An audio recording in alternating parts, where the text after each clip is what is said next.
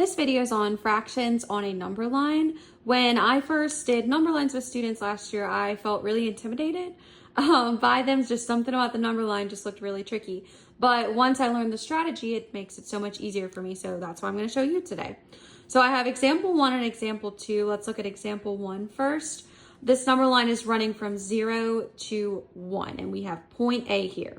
So if I'm asking for the fraction of point A, what we're going to do, just like in the first video, how I explained you do your denominator first, that's exactly what we're going to do on this number line.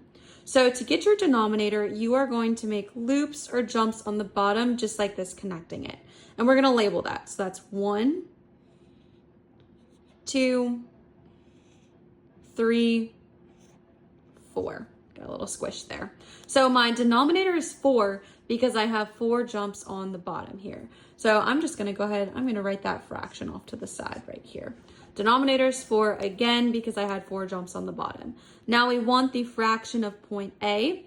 I tell students, remember to stop on top. So it rhymes. You stop on top at point A. Common mistake, we've seen students just keep on going to the end and it's not going to make sense because it's asking for the fraction of point A. So stop on top, we're going to connect our loops. This is 1, 2. So we stopped on top, stopped at 2. So that means your numerator is going to be 2. So point A is representing 2/4. Also, it's important to note that 2/4 is equal to 1/2.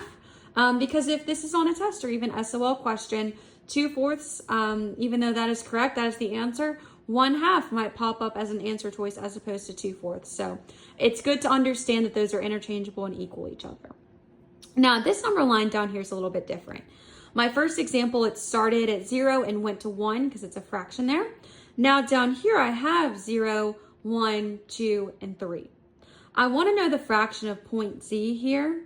But what's important with this, because we have our wholes here, this is going to be a mixed number. I tell students to touch the point, so I'm touching point Z, and go back until you stop at the nearest hole.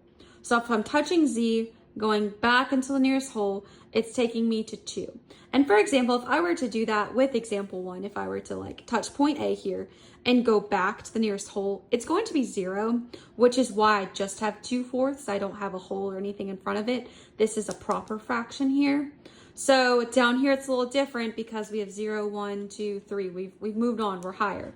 So point Z, touching it, moving back, stopping at the closest hole, and that's 2. So I'm gonna go ahead and circle that. So I know I'm gonna have 2 here in my final answer, and I'm gonna go ahead and make my fraction bar.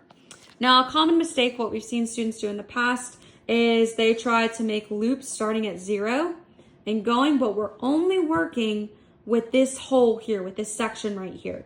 So I'm gonna start my loop here. This is 1, and then this is 2.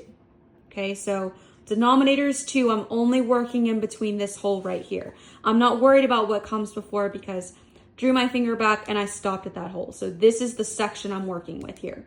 So that's 2 on the bottom, stop on top. Denominator is 1 because I stopped at point Z.